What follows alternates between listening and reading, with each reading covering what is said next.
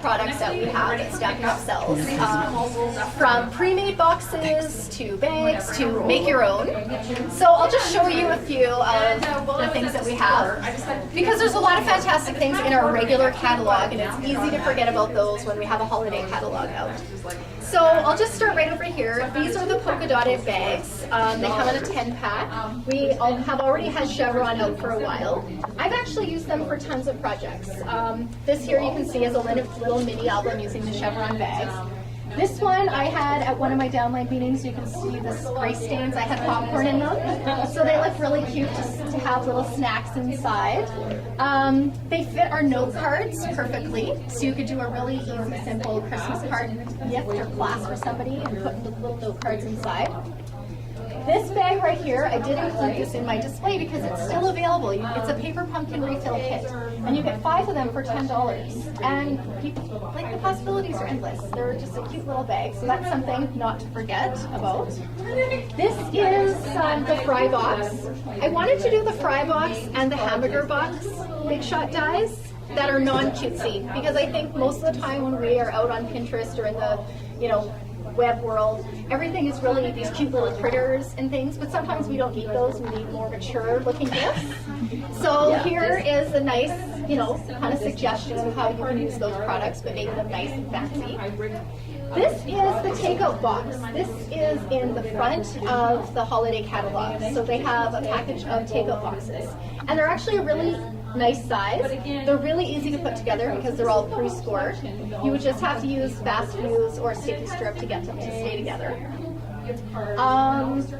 This little bag right here, this is one of the mini muslin bags. And how I got it really glittery is I used the polka dotted template, and I put Tombow in the little circles, and then covered it with glitter and just sat it out and let it dry. So I thought it turned out really fun and sparkly and it's nice for Christmas.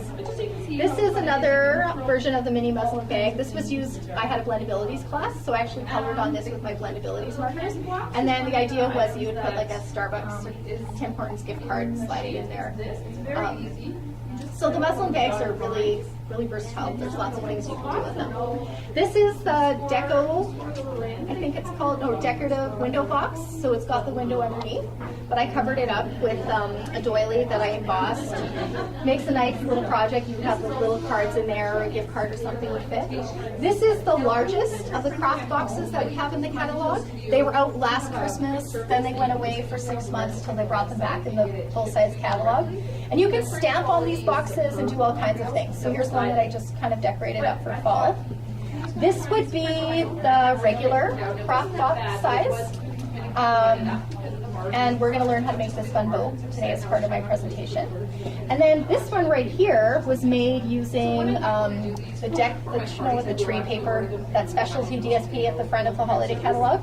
So it's a little heavier than our regular DSP. And then the bow is made using that new Cherry Cobbler 1-inch ribbon. And this ribbon is actually quite fantastic. The catalog description or picture doesn't do anything for it.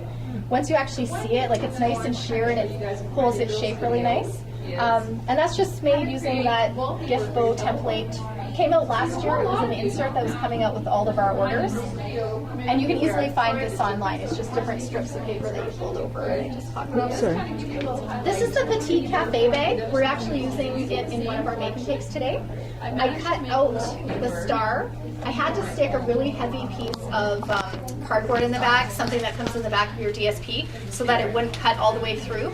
It even, like when I ran it through my Big Shot, it actually cut through this and that entire piece of cardboard that I'd stuck in there. But it didn't do the back, so that's what I was trying to avoid. These bags are fun because they're lined, so you can put treats in them and stuff, and they won't, the oil and stuff won't show through. And then Donna made all of these, what is this called?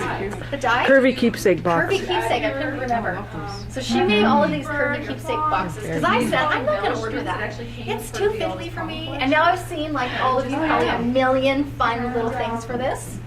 Donna was telling me she did that craft fair last weekend, and she had someone ask her to make 150 of the bride and groom sets. Set. 125 sets. Who's doing those? I need the idea. Donna made all of these, yes. For the bride and groom. Yeah, as favors. Cool. So they're quite fun. So there's a nice variety of of different things that we sell that are really easy.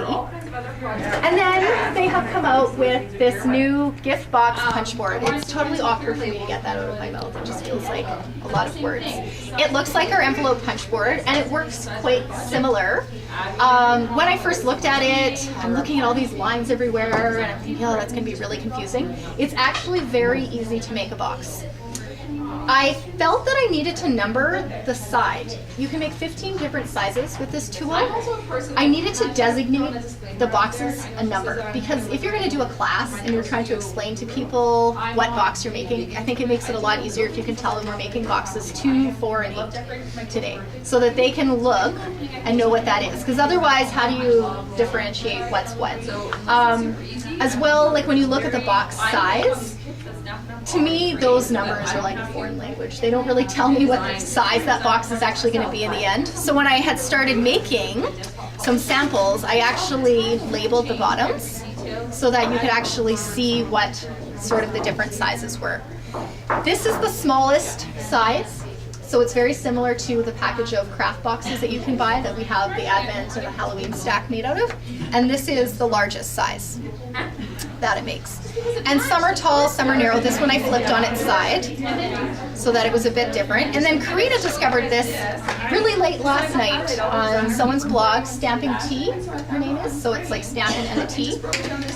She's modified it to make flat boxes. So she has a video that Karina said is really easy to follow, so she had just whipped those up in the night last night. That's how we roll here. Sleep is overrated. Yes. So I'm going to show you how to make this box, how to make a box. My only complaint would be that most of the box sizes require a 12 by 12 piece of paper. And I was saying to the other group, the unfortunate reality of that is that there's not very many packages of cardstock that you can get just solid colors in 12 by 12. So you'd have to be really conscientious of that when planning classes, because no one's going to order 16 packages of assorted paper just to do a class. So you have to keep that in mind.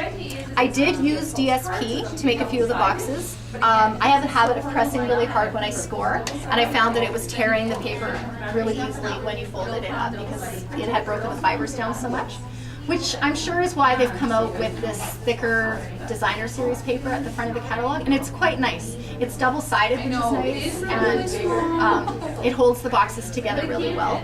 You absolutely have to have fast fuse or sticky string for these boxes to stay together.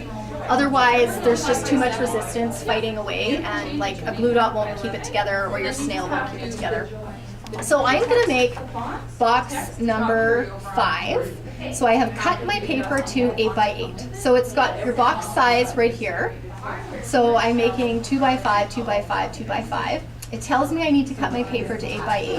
And it's telling me that my start line, which is this line here, these two lines, I'm going to line it up to medium, which means when I go to put my paper in, and your paper is diamond shaped, I'm going to be lining it up to that end for my very first score. And then it tells me that my diagonal line is also going to be medium. So that means that once I've scored this, I didn't even attempt to do it upside down with the other group, but I'll see how good I can be here. It's kind of tricky. So this would be my start line scoring. So I've done that. And then it tells me that my medium, my diagonal line, is also medium. So that means right here that I'm going to take my scoring tool, and I don't think I'm getting I'm actually taking the scoring tool and I'm butting up to this line, and then you punch. So that would be one, I don't know what you call that, one round, let's just say. Then you're going to rotate your paper, and you're going to do the same thing on all 4 sides. What's handy about this is, let's see how good I am here. And then I'm going to do my diagonal line. What you turn it around? I could turn it around. I just want you guys to see what it is. And then you punch. So from everything that I've read, they recommend punching last. So once you go and you do all 4 sides, you're going to notice that there's some pieces that are overlapping each other, and those little tabs have to get cut out. And I'll show you what I mean here. So once you've done this, can you see how there's these sections right here? Those have to get punched out. And the easiest way to do that, you just take your paper and you just line it up so that these notches are lining up on either side.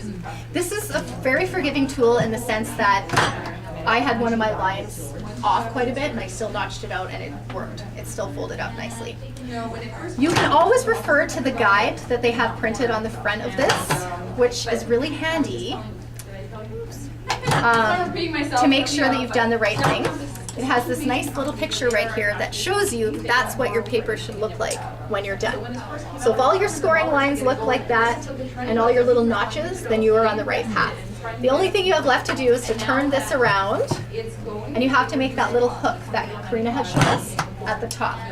So you turn it around, it rounds it, and it puts that little hook in there.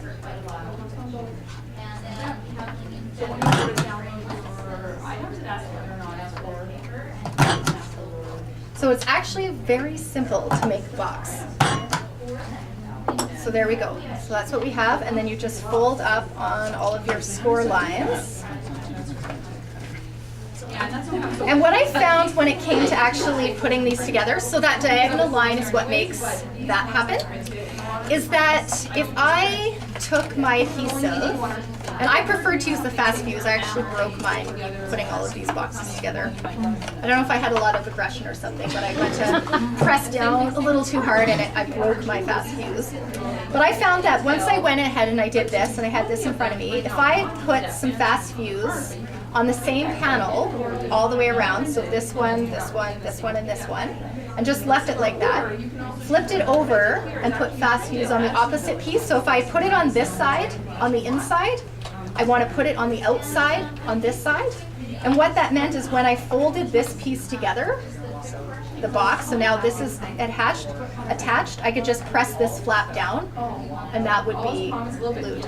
Instead of, having your whole box put together and then having these inside flaps and trying to, get your snail in there, get something in there, it was easier just to put the adhesive on in this stage and then bring it all up together like that.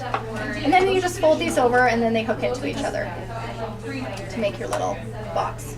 No, I didn't. It's just Yeah, so they're cute. So wedding favors, there you go. Her daughter got engaged, so she's got a wedding coming up. So that is the gift board. See, I keep calling the wrong thing. Gift box punch board.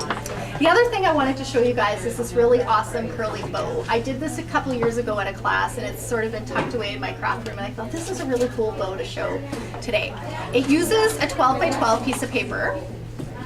And what you need to do is fold your 12 by 12 in half, like so, and then turn it away from you because you're going to fold up the other edge, and you want to make sure that it's your open edge that you're folding towards your seam, I'm going to call it, right there. So it's about an inch away from the edge. It's a very forgiving bow. If you're closer, a little further away, it's not going to seriously mess you up. And then what you do from there, and I'll just fold this one back, if I can, is you're just going to take your scissors, and with your paper snips, you're going to snip past the edge. And you're going to do that the whole way down. Once again, doesn't have to be precise. That's what I like about this project. And what you end up getting are all of these, almost like spider legs, I like to call them. Then you just take your bone folder, and you're just going to start curling these. Just like you would curl ribbon. If you rip one off, it's not a big deal. You're not going to be able to tell when the project's done. So sometimes I roll them just different ways. Some are going out, just so that you see different patterns. Some are going in.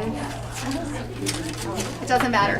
You do the whole piece, so you're going to curl all of these, and then you need to open this up. And this is why it's important that you cut your paper the right way, because otherwise what you've done is essentially just, they're going to fall apart. You have to keep the fold uncut, so that you have this totally flat and open, and then I just take it, and I just fold it, accordion fold it, back and forth on each other. And this is what thing is all curls, and this is what it looks like on the inside. So when you get to the end, you've got that little section left, like kind of a 2-inch flat piece. I stapled mine just to keep it together. And then I hot glued my bow to the top of my box. And then you just take these and it's like styling hair. You just pull them out, move them how you want because they're stiff enough that they kind of stay where you place them. And then you just shape your bow from there. So it's a really good way to use up all that old DSP Christmas paper that we have just to decorate something really fun and easy. So it's quite easy, and I could probably put this on the Facebook page. A couple pictures with a little reminder, because I know that when I went back to do this again, I cut mine wrong the very first time and then it doesn't work properly. So, does anyone have any questions? All right, there's lots of inspiration for you for gift packaging for the holidays. Thank you. All right, thank you.